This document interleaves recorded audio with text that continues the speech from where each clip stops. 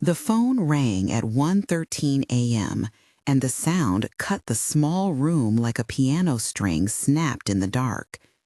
I remember the way my hands braided into the sheet, the way the streetlight through the blinds painted thin bars across my face. When I answered, there was a voice I knew and loved, thin, hurried, with the kind of words that rearrange the world. "Henry's been in an accident. He's gone." I had been 26, a piano teacher with 6 students, a battered upright that tuned itself in my head more often than in the room. Bills stacked like sheet music on the kitchen counter. My life was a collage of small measures: early morning lessons, cold coffee, a Tuesday night class for toddlers who stuck stickers to my sleeve and made off with the metronome. I taught scales until my fingers remembered the exact patterns of consolation, taught patience until I could see it bloom in a 9-year-old's tentative thumbs.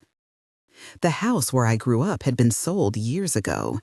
My parents had roadmaps of polite disinterest about my career. Grandpa Henry was the only one who believed my music could be something more than a hobby.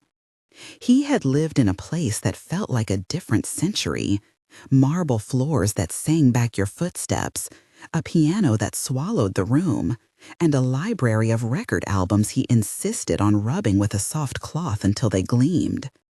He called me every Sunday at 4. He pressed a brass key into my palm the night before my 30th birthday. No, not a party face, not a gala. He was more precise than that. He said, "Remember how you used to hide behind the couch and play the chords from the radio?" And then he laughed that low, rumbling laugh of his. "If this ever lands on your lap, use it well." He had a way of treating ordinary things like they were instruments given to tune a stranger's life. At the funeral, the room smelled of lilies and stale coffee and the sort of perfume that tries to answer grief with glamour. The family was a chorus of set phrases: sympathy, regret, sorrow, but the harmonies frayed the moment money was the topic. Faces I recognized: my father, Richard, smiling in a way that never reached his eyes; my mother, Diane, who had practiced grief like she practiced table settings; my brother Ethan, restless and loud, melted into something sharper. They were costumes people put on when inheritance was a more immediate scent than sadness. I stood under a ceiling fresco the color of memory and watched them move. They clustered, not to comfort each other, but to measure one another's distance from the estate's ledger. They arranged themselves like players circling a piano bench, each waiting for a chance to sit, to play the opening chords. The next morning we gathered at the lawyer's office. The room was a simple, paneled thing, warm with low light and air that smelled of paper, as if decisions had been pressed there for years. Michael Turner sat at the head of the table, a man Henry had trusted for decades. Michael had a map of hesitance in his eyes that softened when he saw me, like a conductor recognizing a soloist who hadn't yet learned how loud she could be. He read slowly, because that's what these things require, every comma like a toll taken from the world. I, Henry Carter, being of sound mind. The words formed the way a melody does, and my chest tightened, translation of grief into music. He named small gifts first, a watch here, a scholarship fund there. Then the number arrived, an entire measure that made the room shift. $7 billion. $7 billion, written in careful ink and assigned not to my parents or my brother, but to me, Chloe Carter, sole heir to his estate. For a moment, I didn't understand the sound my life made. People gasped. Someone whisper laughed. My mother's left hand started to tremble in that way she tried to hide. My father's jaw lined hard, as if restraints had been fitted in the moment for something dangerous. Ethan's face unrolled into a grin so sudden and animal I felt cold. "Why me?" I heard myself ask, ridiculous in its smallness. The question hung, not because I didn't know why. My grandfather and I had been a private duet for years. but because an answer of affection sits oddly when the rest of your family measures it in dollars. Michael closed the paper and folded his hands. Henry left instructions. There are additional documents and sealed materials that accompany the will. They are to be delivered to Miss Carter and her counsel. He anticipated challenges, and he prepared for them. That sentence is the one I kept returning to later, the one that folded around itself. He anticipated. He prepared. The room rearranged. People who had smiled at condolences now spoke with the kind of blunt entitlement that smells like old money and new hunger. My parents hovered close, their voices low. "Chloe," my mother said, as if speaking to someone who'd misunderstood the script. "You can't possibly manage this. It's too big." "Think," my father said. "You could sign it to us. We could run it. You'd still be taken care of." They used the language of care as a lever. Ethan leaned forward and said, You don't have to be ridiculous about this. You just sign a paper." "I can't sign away his trust," I said, and it sounded weaker than I felt. But it was true. There are things you learn from a piano teacher's life. That some pieces you play for yourself, not for applause, and that a false performance only ruins the song. Henry had given me responsibility, not just wealth, and his instruction had the nuance of a father who knew the difference between a child and a steward. I wish I could say the scene that followed was clean and dramatic, like a single sustained chord, but life rarely gives you that. The argument at our tiny kitchen table that night was its own creeping dissonance. Diane, who had always been good at domestic economics, spoke in a voice that mixed sorrow and calculation. "Just think of what you could do," she said, pressing the point with a mother's authority. "You could have comfortable things. You could make us comfortable. Sign this for your family." I saw my own reflection in the refrigerator door. Pale, tired, a woman who had taught piano by day and fallen asleep on the couch at night. I thought of the students who counted on me for lessons and of a grandfather who had believed in me to set a legal framework that made me guardian of his name. I thought of what it meant to be chosen. When I refused, the air changed. Their voices became instruments of pressure. "Do you really want to choose them?" my father barked, meaning choose us, choose blood, choose the people who had made your childhood a ledger of small omissions. Ethan's hands were rough with other people's labor, and his threats were the kind of entitlement that learned to mask itself in affection. "You'll regret this," he said. He meant it, not as a statement of conditional softness, but as a prediction.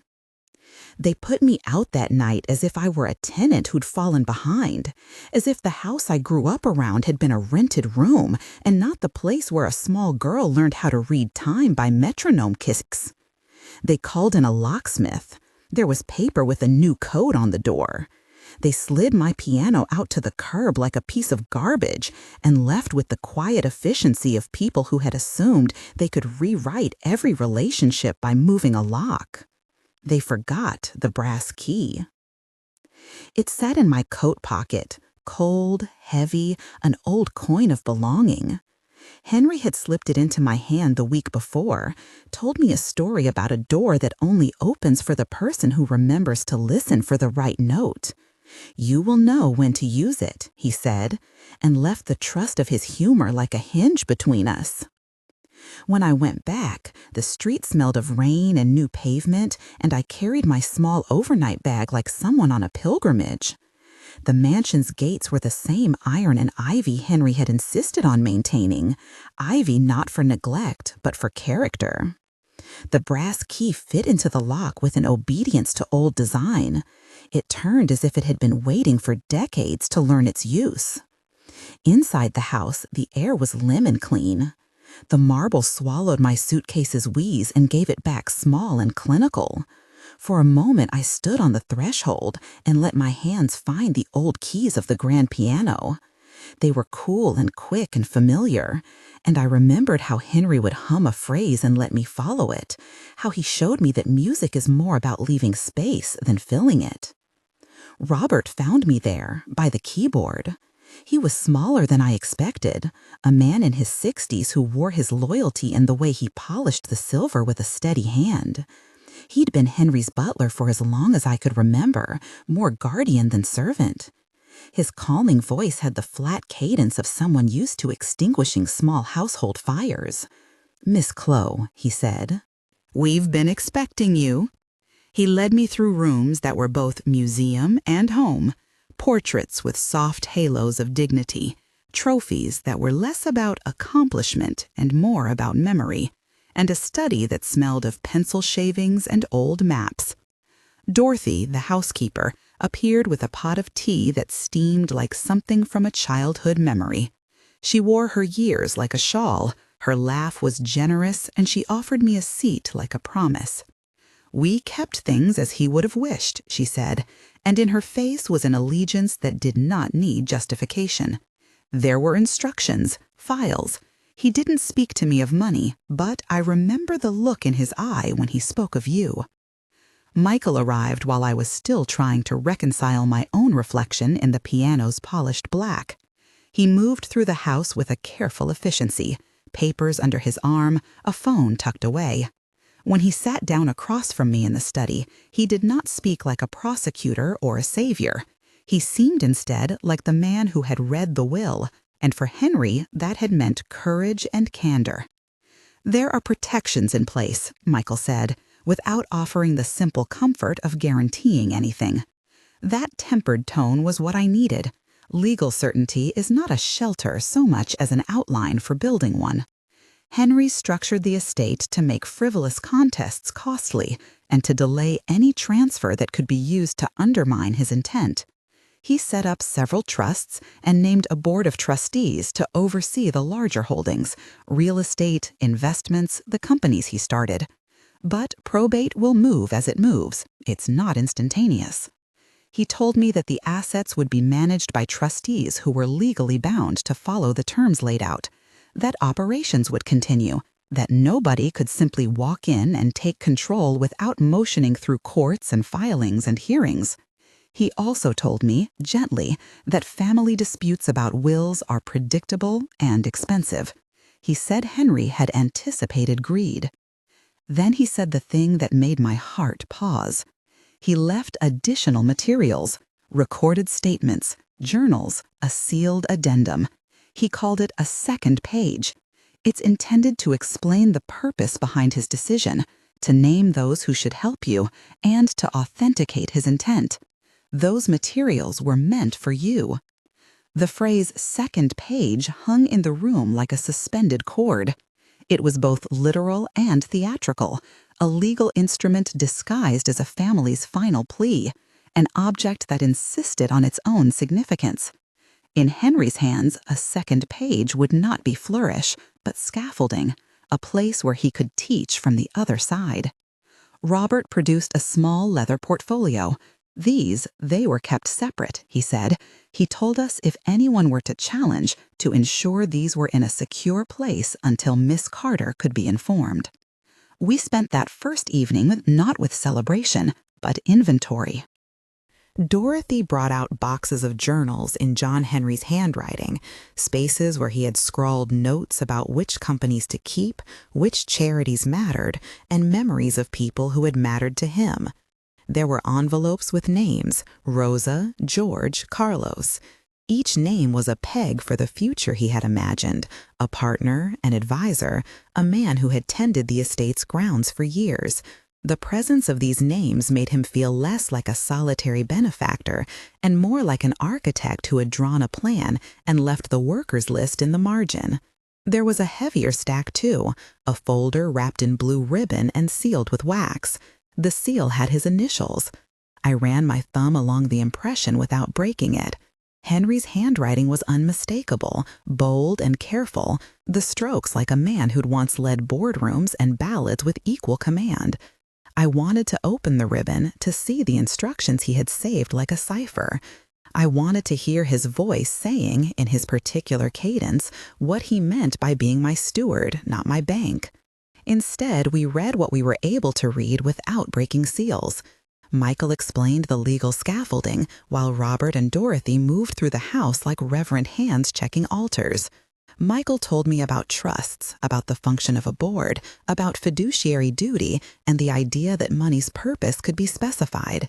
He told me Henry had created a foundation, the Henry Carter Foundation, already seated with funds and a board partially named in the will, with room for me to step into a leadership role if I chose. On my phone, the notifications were a thin patter, messages from old students, superficial condolences from neighbors, a text from a reporter I didn't recognize asking for comment. The world outside the walls moved in the way it always does, loud, hungry for a headline.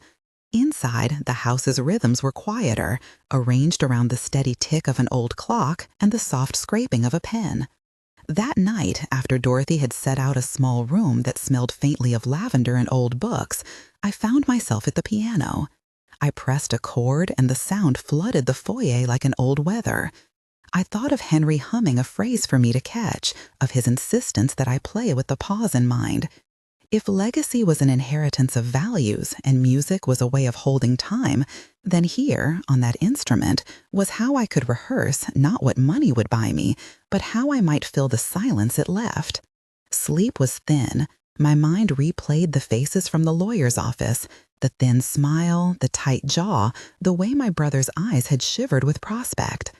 I had been given a role I hadn't auditioned for, steward to a complicated vision. The brass key burned at the bottom of my coat pocket, a reminder that someone else had left me a choice and an object small enough to fit in the palm like a vow. Morning arrived with new tasks. Michael suggested we catalog everything to create an inventory of Henry's materials, financials, property lists, the journals, and correspondence. If anyone contests, documentation is our ally, he said. And if this is to last, the first year will be about learning and building a team around you. He introduced the first people on that team. Rosa Martinez was an executive I had heard Henry praise quietly at family gatherings as someone with the right fire. She was not showy, she was exact. When she arrived, she moved like someone who had managed 100 crises and won by not making them bigger than they were. She shook my hand as if she were greeting a colleague, and then, gently, as if she were meeting someone she planned to help carry something heavy. George Patel walked in behind her, a man with the kind of calm that suggested spreadsheets and calculation. He talked to me not in numbers, but in directions, investments that breathed, companies that taught their employees to care. He did not promise miracles. He promised diligence and a patience with long horizons. Carlos Ramirez, who'd been in and out of the estate for years, who knew where every tile came from, offered a clear, practical eye. He described what running this place meant in terms of staff schedules, maintenance cycles, and the small, decisive things that keep a building from becoming a problem. The roster read like a team Henry that composed by thinking about the future. Michael set boundaries while he set expectations. We would not pretend this would be easy or fast. There would be press, there would be family litigation perhaps, and there would be operational headaches that would resist elegant solutions. But Henry had given structure, trusts, a foundation, physical documents that explained his wishes. That was the scaffolding. Everything from there required human work. Later that week, in a room that smelled like lemon polish and old paper, Robert brought out a leather case. He set it on the table with a reverence that made my throat catch. In it were tapes, USB drives, and a small yellowed notebook. The drives were labeled in Henry's handwriting, Clo, private. Second page, C sealed addendum. The handwriting was both decisive and protective. How long did he work on this? I asked. A long time, Robert said.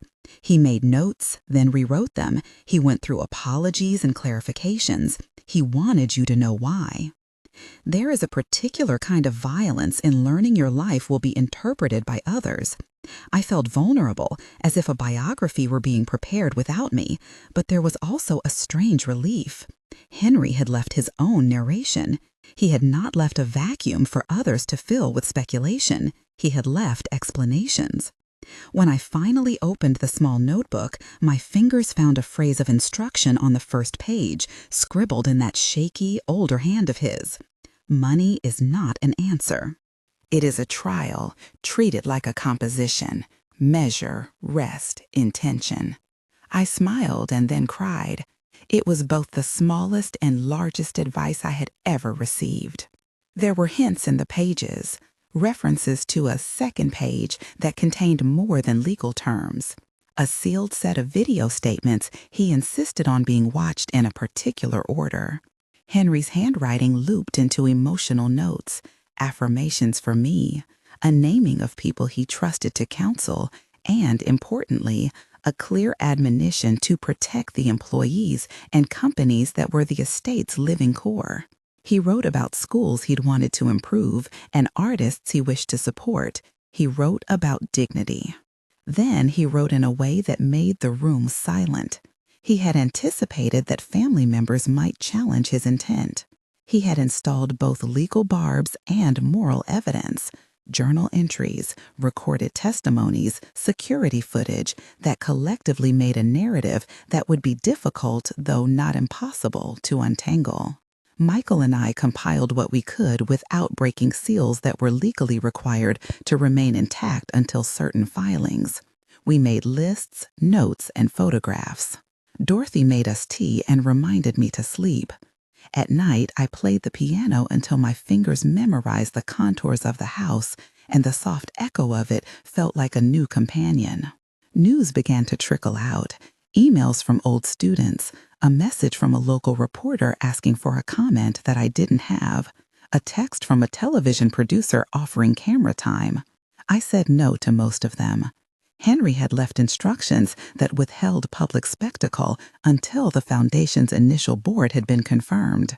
Let the work speak, he had written somewhere between a shopping list and a manifesto.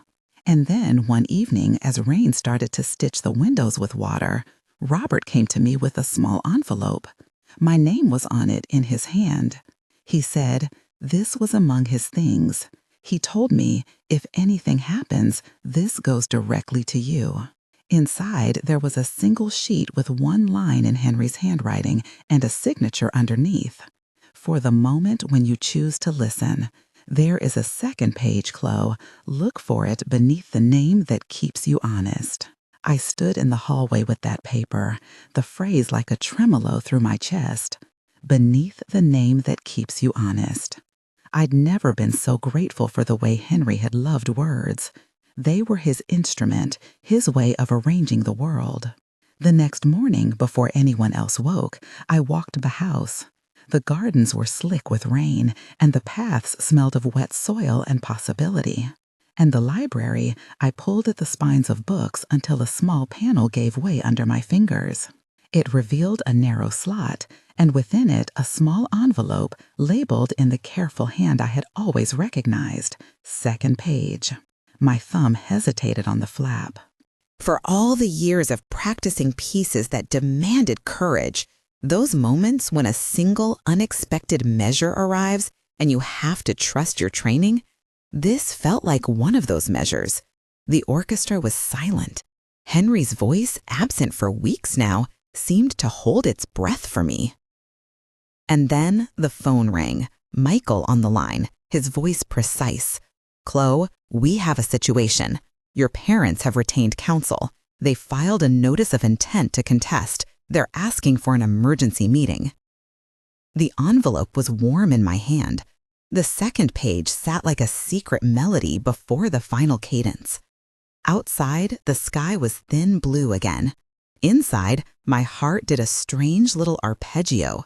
Fear, steadiness, something like resolve.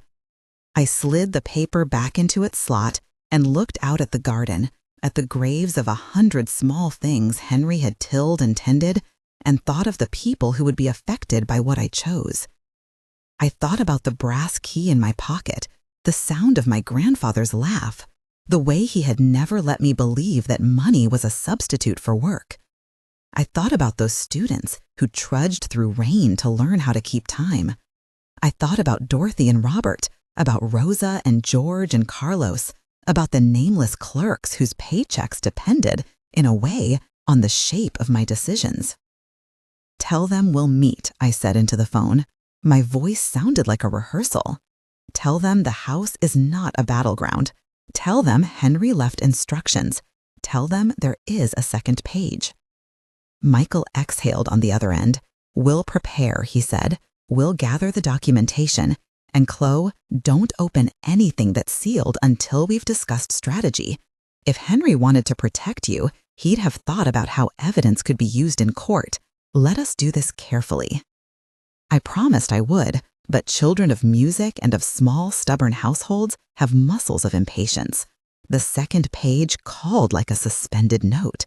I wanted to see it, to know the way Henry had spoken from beyond the ordinary. But I understood the stakes. Evidence in the wrong moment can be a weapon or a shield. Michael's caution was the reason Henry had left him in the first place. So I did what musicians do when the piece asks for patience. I counted rest. I walked the halls, listened to the bones of the house, and practiced a simple melody Henry had taught me when I was 9. It curled in the air like a memory. The melody steadied me. Then, before the lawyers and the filings and the inevitable press, I sat at the piano and began to play.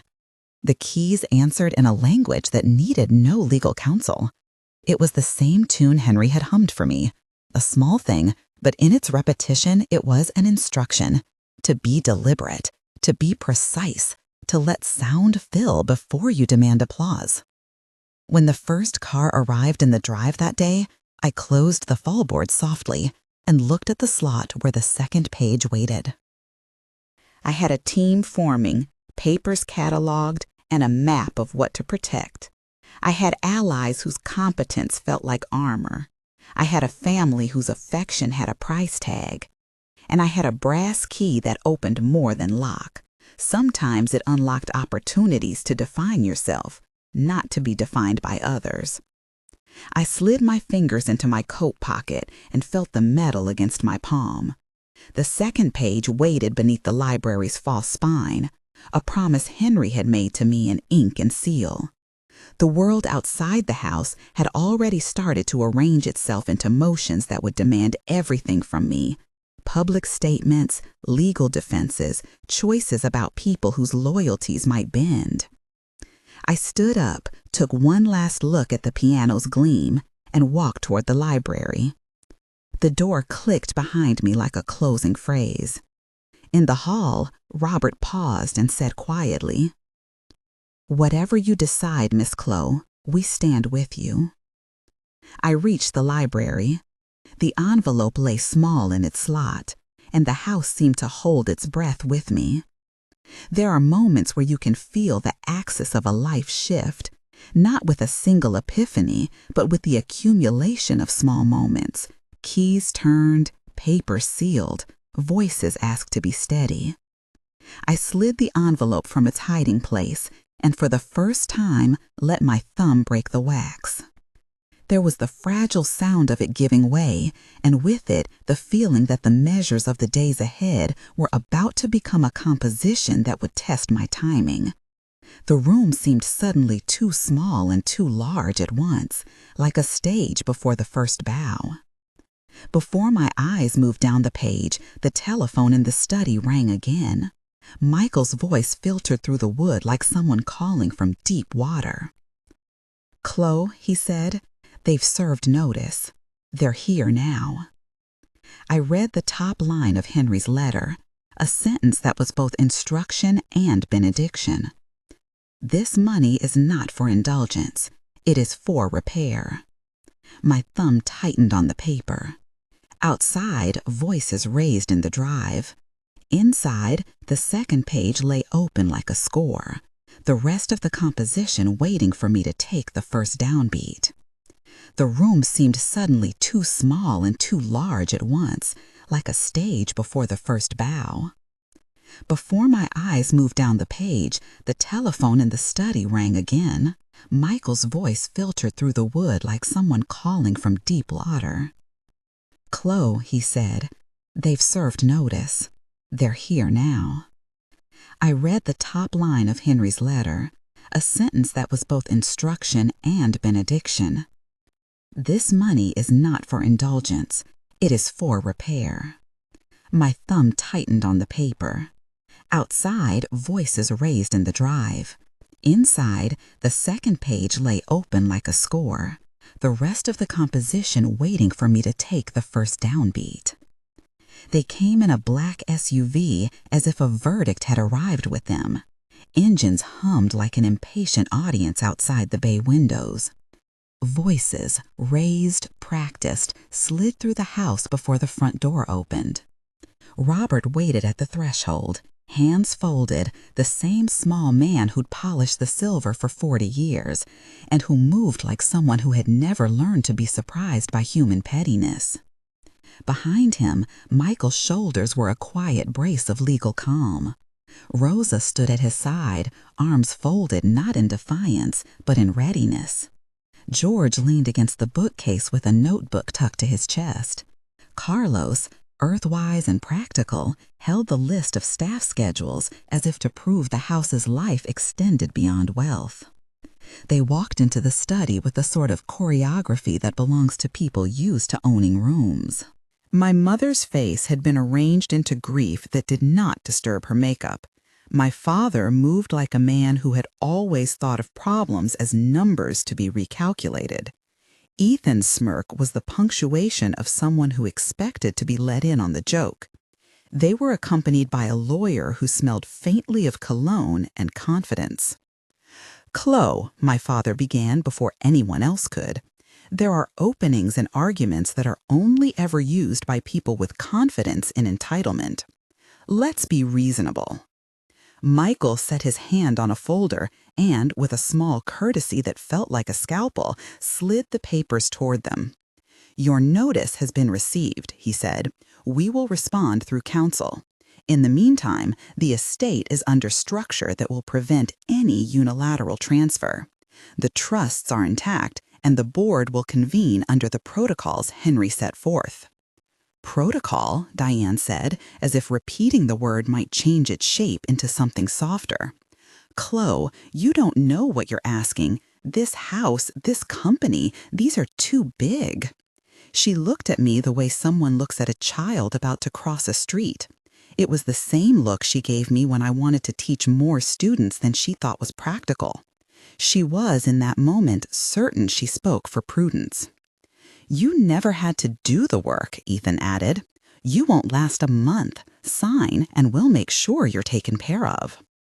I kept my hands on the piano as if I needed the contact to steady the small tremor beneath my ribs. There are moments when people see your fear as a lever. I could feel it reach for me. I could have let the fear become a syllable in someone else's sentence. Instead, I found the voice Henry had given me, in ink and in that brass key. Steady, deliberate, without the fluster of needing to prove myself by the force of my reaction. "You can file whatever you must," I said, "but you won't find what you're looking for here."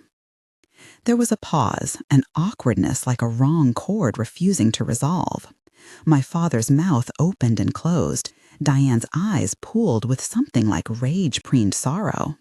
They were people who had practiced their lines.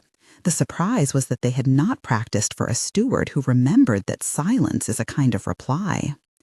The lawyer, professional and patient, spoke of timelines, of petitions and hearings, and the costs that attach to each. And I watched a calculation that had nothing to do with affection roll across my parents' faces. Greed is not always furious. Sometimes it is simply arithmetic. "Let us be clear," Michael said after they had threatened the cost of litigation and implied reputational risks. "Henry structured this with contingencies. There is a board of trustees. There is a foundation already seated. There are sealed materials, video statements, journals, and a sealed addendum referred to as the second page. Those materials will be used, if necessary, to demonstrate Henry's intent." My mother's hand went to her chest, not with grief, but with the practiced theater of being wronged. "What is this, a show?" It is evidence of intent, Michael replied. It is a document and a compilation of statements. It is not a spectacle. If you wish to challenge the will, do so, but know that contesting will involve time, expense, and, given the materials Henry left, a high threshold to overcome. My brother's smirk tightened into something like a snarl. You think a video will stop us? People change their minds. They can try, Michael said, but Henry's materials are comprehensive. He anticipated every obvious route. There was another pause. That was the moment I had rehearsed in my head 1,000 times in the quiet hours. The one where courage is not an act of bravado, but of small decisions stacked on each other. If you want anything from this house, I said, you will have to go through the process and answer in court. Until then, this house is not a place for threats. The words surprised me with their calmness. Ethan laughed then, a sound too loud for the room, the sound people use to cover thought. He turned and walked out of the study as if the conversation were already decided. My parents followed, out into the foyer and down the marble hall, where the sunlight carved the dust into geometric shapes. I heard my father mutter to the lawyer, legal instructions disguised as consolation, "Take whatever it takes." After they left, Robert closed a door and leaned against it like a man who had been in this line of duty long enough to be exhausted by all human smallness. "They oughtn't to come in again without an appointment," he said.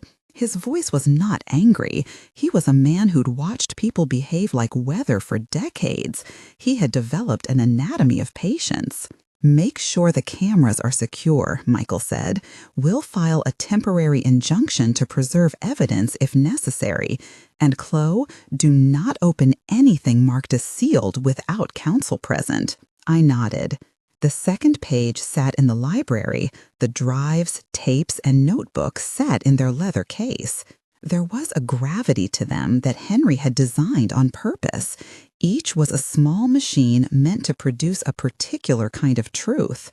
We began to prepare for the work that comes before a fight: preservation, chain of custody, documentation. It is strange how legal conflict is often less dramatic courtroom fire than archival patience. Boxes labeled, footage logged, timestamps verified. I spent an afternoon learning how to tag a digital file so that it would hold up under the prying eye of court.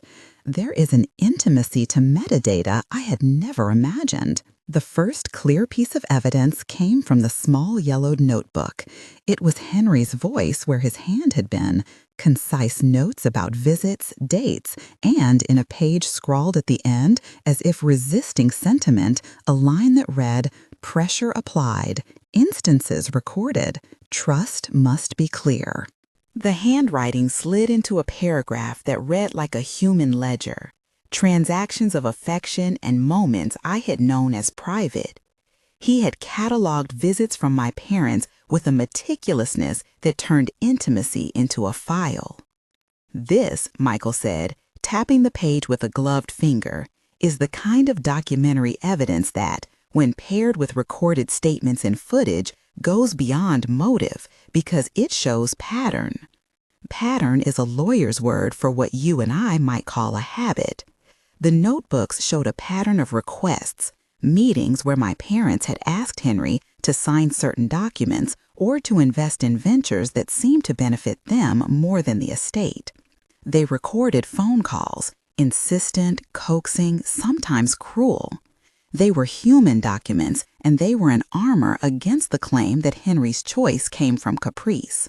It came instead from a series of cultivated observations. We also found audio tapes, Henry's voice captured in the low, careful way he always used with me. He spoke to the camera with the unadorned warmth of a man explaining a piece to his student. "Chloe, if you are watching this, know my hand chose what it chose, not because I wanted to hurt anyone, but because I wanted repair." He spoke of an estate as living things, companies, payrolls, families of employees who rely on predictable paychecks, and of the risk that those lives would be dismantled if short-term appetites ran the show. He named people, Rosa, George, Carlos, and asked them to help guide his chosen steward. He asked Robert and Dorothy to look after the house as if it were a cathedral of ordinary work. He asked Michael to hold counsel, and he asked Judge Harrison to be a witness to his intention. That last inclusion surprised me. Judge David Harrison had been a family friend for years and had presided at charity events, not at family disputes. But Henry had included him as an impartial observer, someone whose presence could carry a particular weight of civic gravity. When the tape played and Henry's gravel voice filled the study, I felt both embarrassed and held. "I do not want this to be a gift," he said on the tape. "It is a responsibility. And sometimes the hardest thing you can do for a family is to deny them a comfortable lie." The tape was not a theatrical indictment. It was an elder man's steady, clear explanation to the person he trusted with the work of repair. He spoke with the patience of a teacher about dignity and stewardship and the quiet obligations of wealth. "If you choose to spend it on vanity," he said with that half smile that used to make me laugh in the middle of a difficult piece, "but if you use it like a well-timed rest in a measure, then you will know what it means to hold a legacy." When I watched the footage of my family rifling through drawers after the funeral, footage Henry had taken with a hidden camera placed by the study, I did not feel triumphant. Shame is an odd thing. It can wash over the people caught doing small cruelties and turn them to softer, ashamed versions of themselves. The footage showed hands moving through desk drawers, a list taken from an envelope, a checkbook handled with a casualness that suggested assumption of entitlement. It showed Ethan opening a box of papers and laughing about them with a friend. It was not cinematic heist. It was the casual, inevitable assumption that the house belonged to someone who could be rearranged. I remember the sensation of the footage playing, like a cello's low register, slow and inexorable. I watched my mother brush at a photograph and then slide it aside. There were no dramatic acts of violence in the tape, only a series of assumptions made visible. The tapes, the journals, the notebooks threaded together into a narrative not of a villainous family, but of a family that had mistaken access for ownership. We did not go to court that week. Michael was clear that filing motions too early would only invite theatrics. The law, like music, requires counting. Instead, we took small, strategic steps. We served notice preserving the footage. We notified the police of potential entry after the funeral to create a record. We tightened physical access to the house through the proper channels.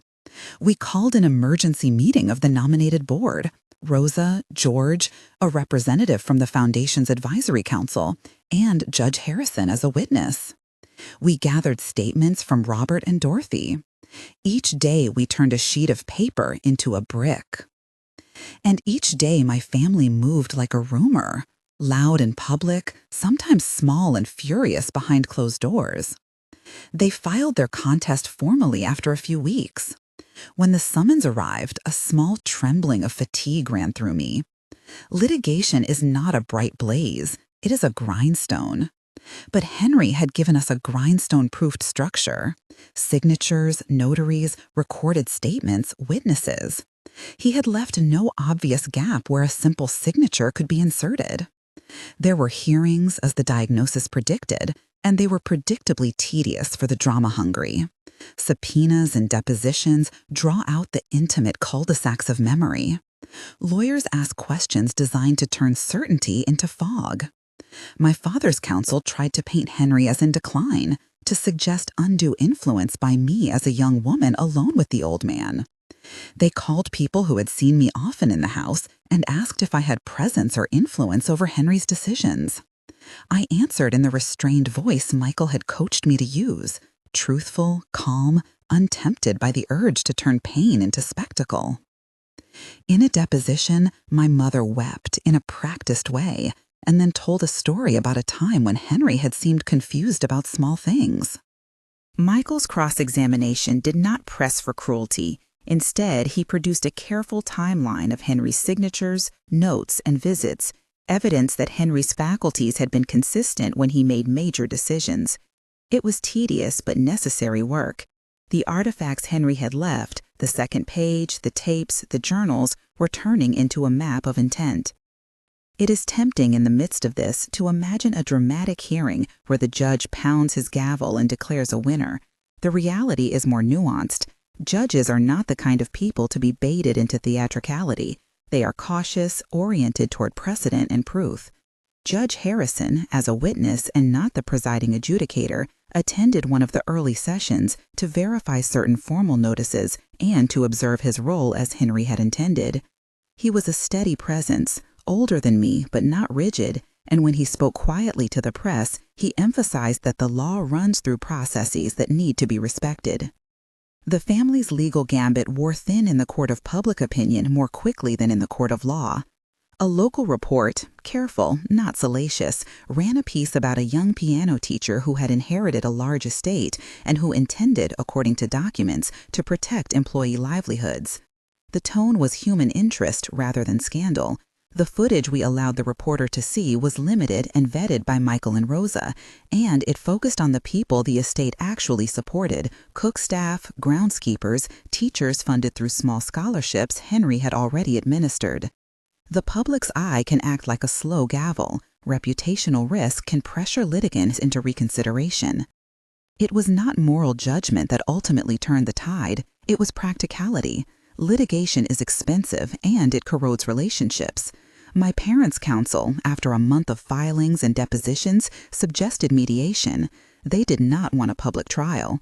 The optics of a family doing battle over a grandfather's estate while employees and charities faced uncertainty was not an appealing prospect.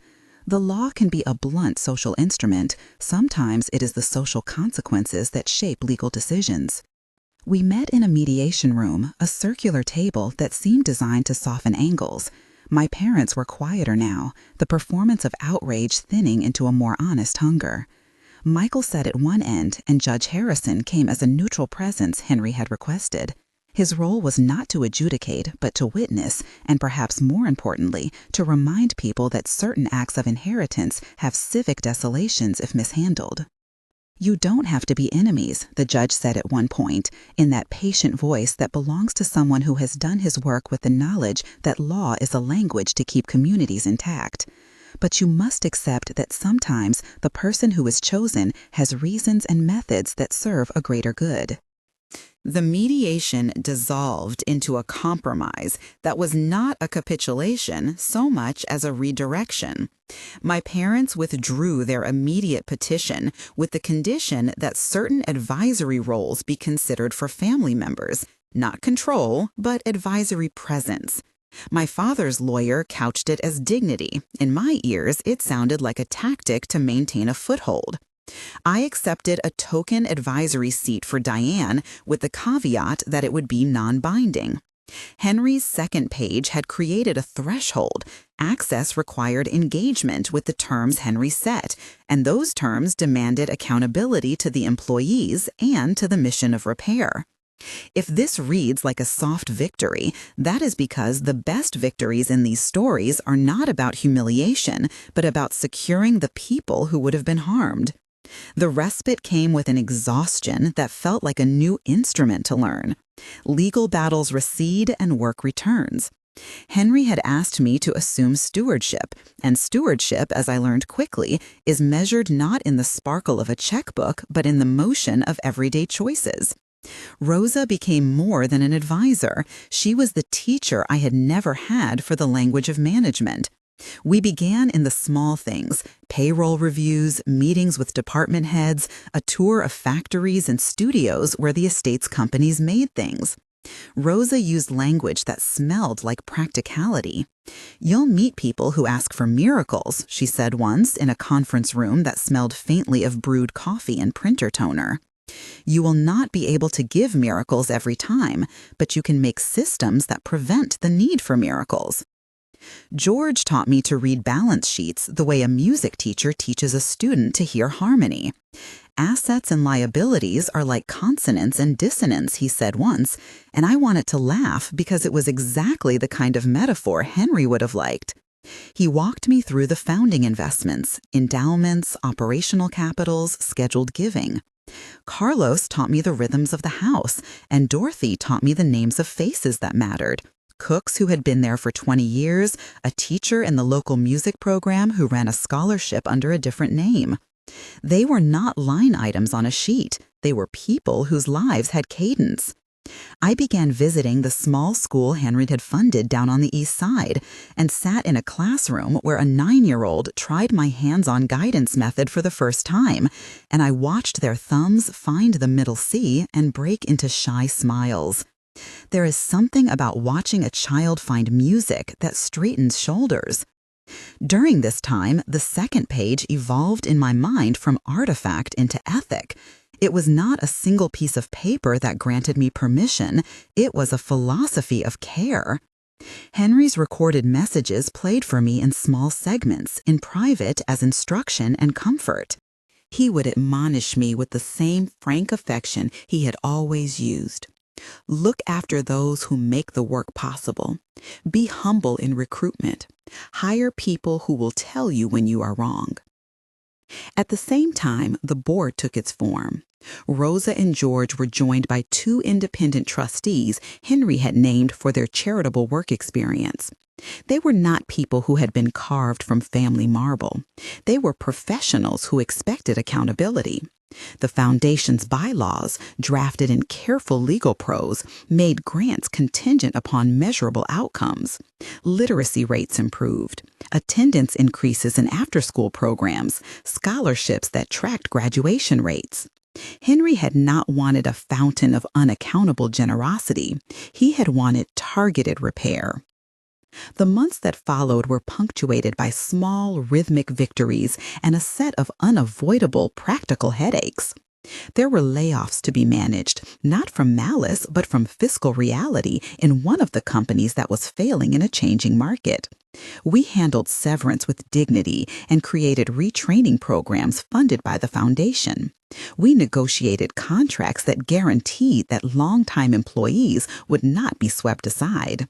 We consolidated some holdings, invested in new community initiatives, and watched as the press recalibrated their interest from scandal to stewardship.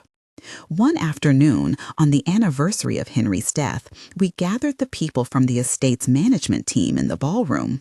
It was the first time I spoke publicly since the will reading. My voice caught at the beginning. There is always a small embarrassment when a voice you use privately becomes public. But then I thought of those small hands at the keyboard and the way Henry had once hummed a simple phrase and waited for me to catch it. I learned last year, I said, that money can be a test. It can reveal what people choose when offered a shortcut. It can also reveal the kind of care we are capable of when we measure success not by profit alone, but by how many lives we stabilize. I talked about repair and dignity and the decision Henry had made. I did not gloat. I described plainly the responsibilities we had accepted: payroll, schools, foundations, and community partnerships. That night, as the staff left and the chandeliers ticked off the end of a busy day, Robert came up behind me and placed his hand on my shoulder. He'd be proud, he said, humility threaded through his voice. He believed you would do the right thing.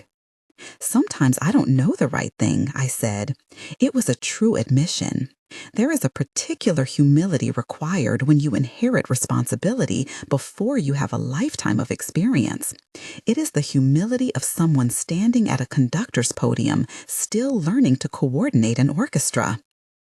You don't have to know it all, Rosa said, and she offered me a plan for governance that felt like sheet music, clear with parts for each instrument.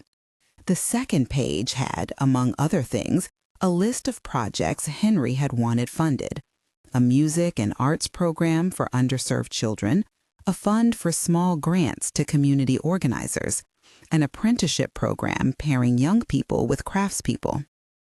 I visited a pottery studio where an apprentice, a young woman named Maya, showed me how she'd used a grant to buy her first kiln.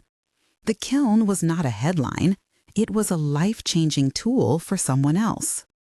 We built the Henry Carter Foundation with a mission statement that felt both modest and bold: to repair through education, to stabilize through employment, to dignify through access.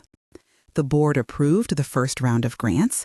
We hired a small communications team to ensure that transparency would sit at the foundation's heart. Henry had insisted on mechanisms that made the foundation accountable. It felt right.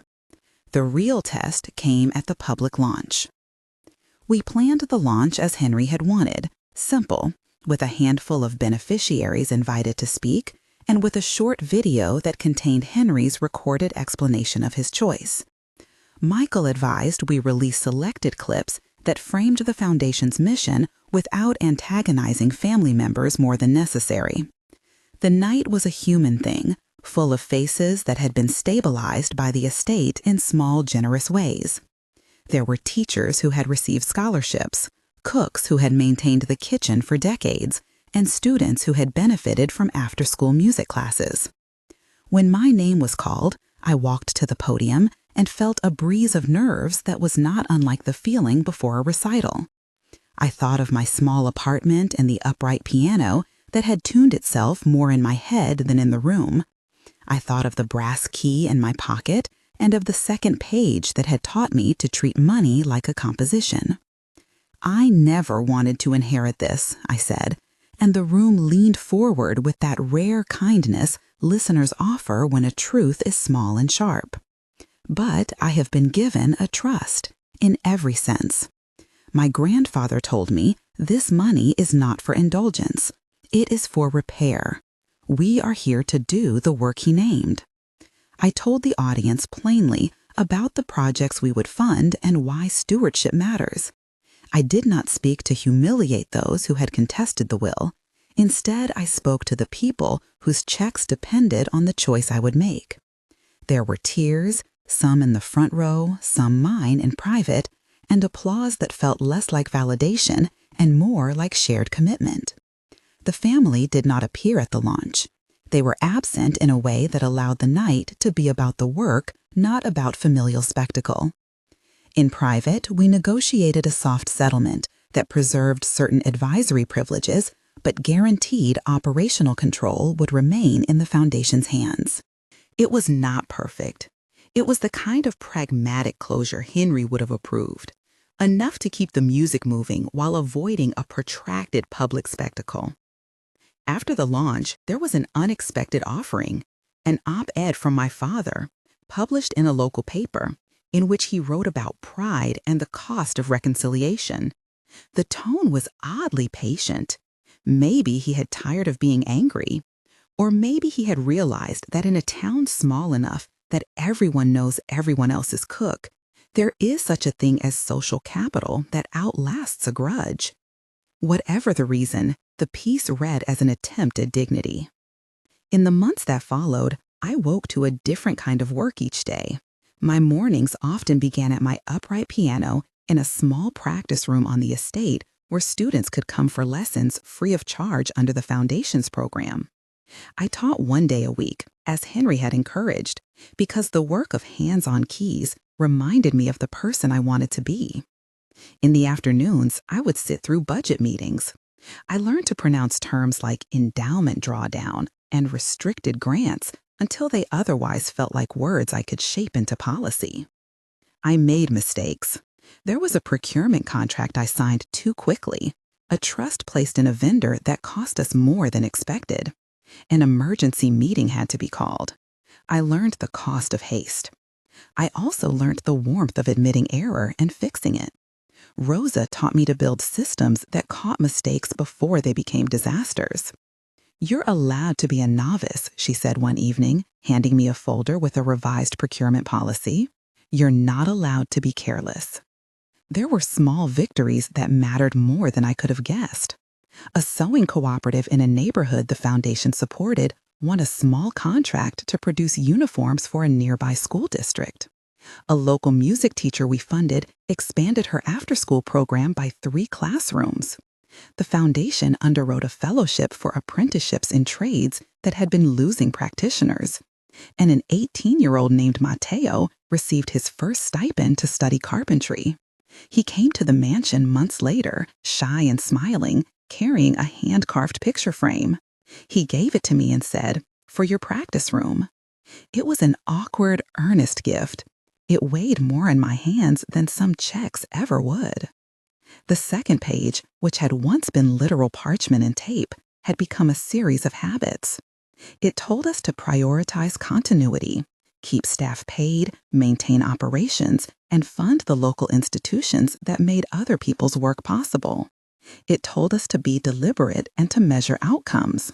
It told us, above all, to resist the easy seduction of using a fortune to solve a single personal need when systemic repair required sustained attention. There were small, private moments that felt like proof of a different sort. One late winter evening, I walked the grounds and found Robert at the greenhouse, hands in soil, his breath fogging in the cold. He looked up and said, "You did right by him."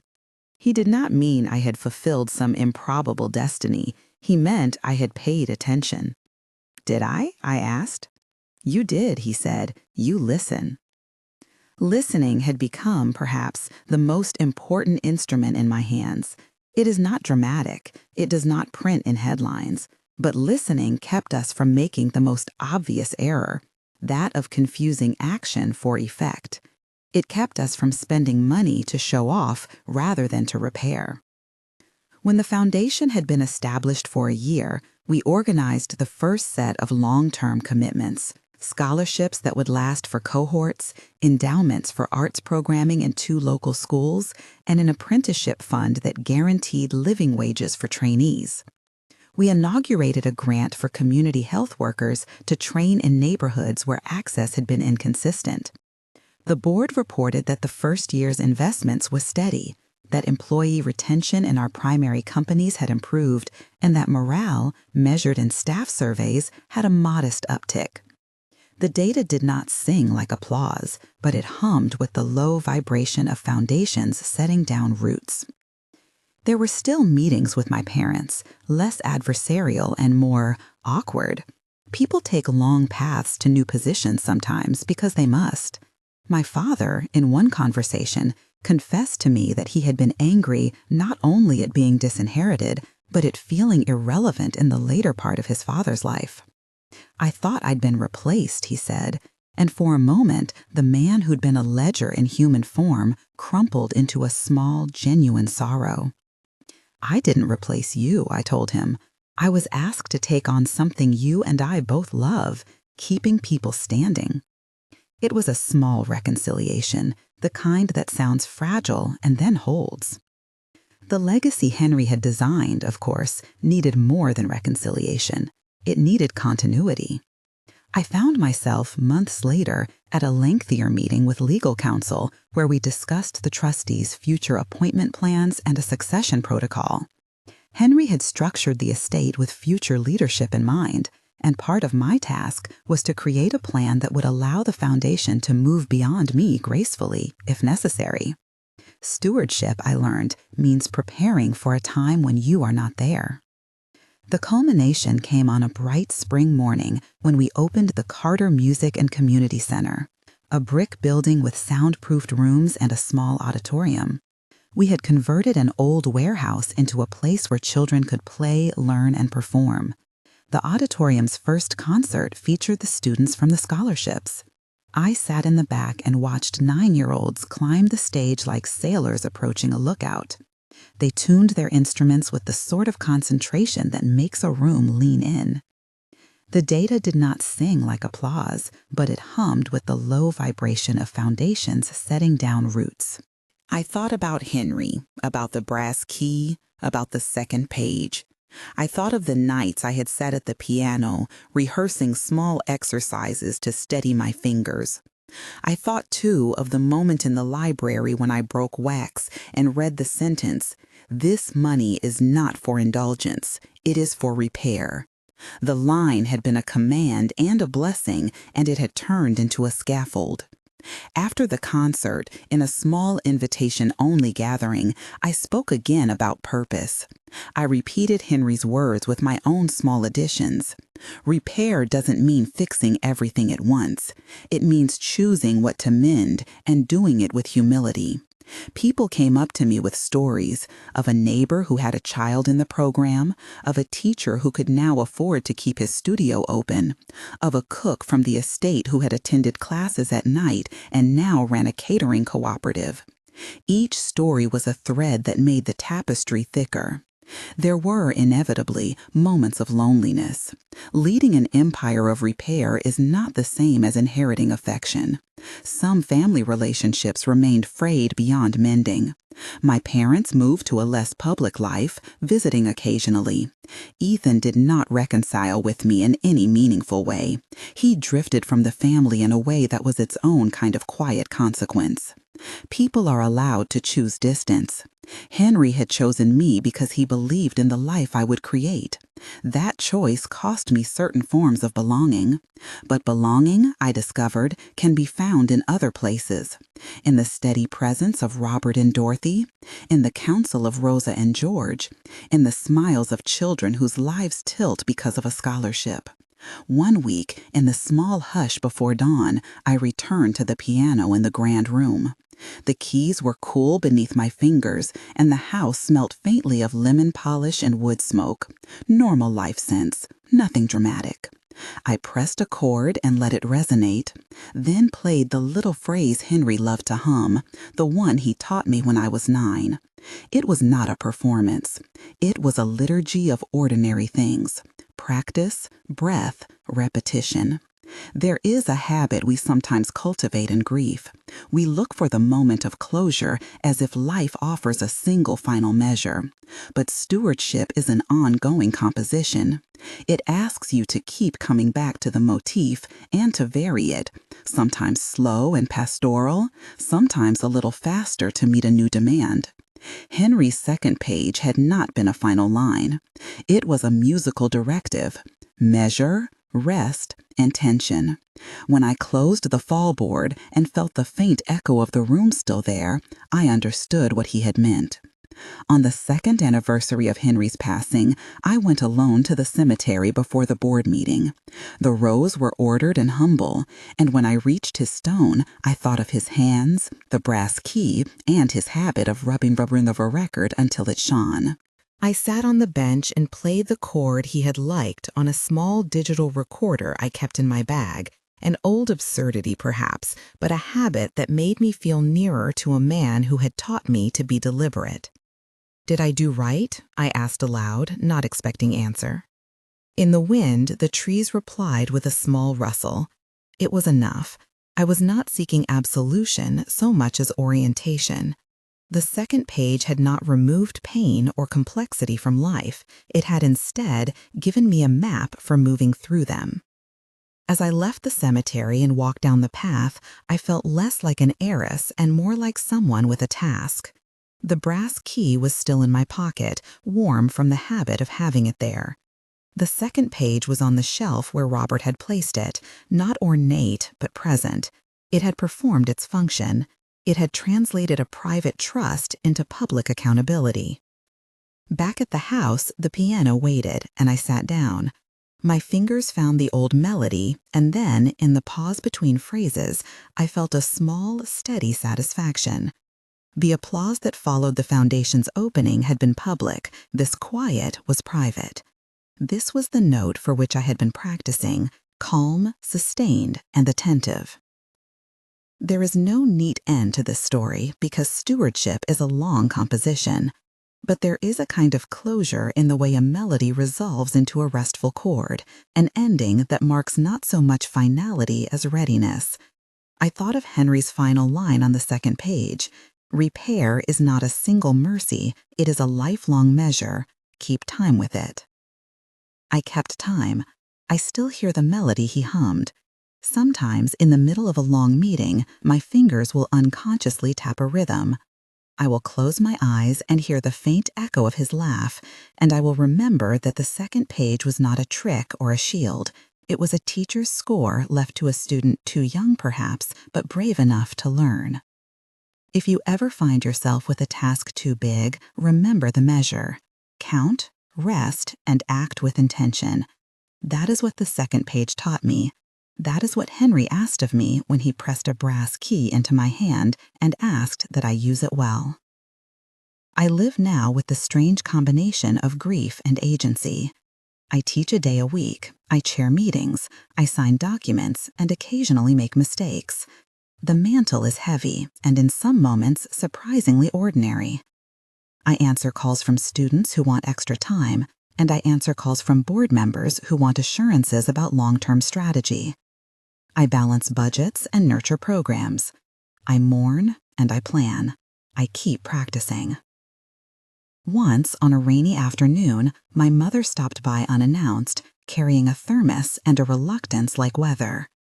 She sat in the kitchen and watched me make coffee, and then she asked, quietly, "Do you ever regret it?" I looked at her. There are questions people ask that are invitations to rename themselves. Sometimes, I admitted, but not in the way you might think. I regret being forced into these choices by loss. I don't regret the work. She nodded, perhaps surprised by the clarity of that answer. For the first time in years, she looked at me not as a daughter in need, but as someone making a life she could respect. The conversation was not perfect reconciliation, but it was human. Two adults who had been armored by different expectations, learning to communicate without the old ledger's voice cracking the words. Before she left, she reached out and took my hand.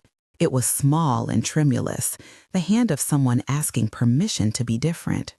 "You're stubborn," she said, a remark that had always been complaint in other arrangements, but that here felt like recognition.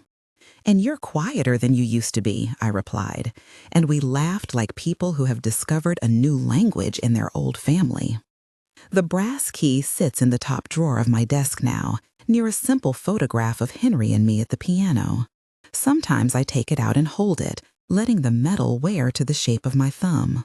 The second page sits in a lockbox with other important documents, sealed no longer, and sometimes I take it out to read Henry's handwriting. He had left it to be read slowly, line by line, like study material. "Treat it like a composition," he had written. "Money is not an answer. It is a trial." He was right. The trial is ongoing, and most days it is a quiet one. I find satisfaction not in the headlines, but in the small investments that keep other people's lives from tilting. I find that dignity is built in tiny acts: a paycheck paid on time, a scholarship granted to a child who then graduates, a kitchen staff member keeping a craft safe for another year. These are the measures I have known how to keep. If you are still listening, if you love stories about family secrets and legal drama, and if you find small human triumphs more compelling than public spectacle, then stay a while. There are more days and more measures to this life. There will be more hearings, perhaps, maybe new trustees, new projects, and the occasional setback. But Henry's second page did what he intended. It turned inheritance into work, and work into responsibility. The music in the house continues. Sometimes it is loud and proud. Other times it is the quieting hum of a refrigerator late at night. I keep practicing. I keep counting the rests. I keep the intention. There is a final image I carry with me: the mansion's grand piano in the blue of early morning, sunlight like a sheet music line, the brass key warm in my pocket, my fingers finding a phrase Henry taught me years ago. That is where this story holds, on the edge of a note, waiting for the next measure.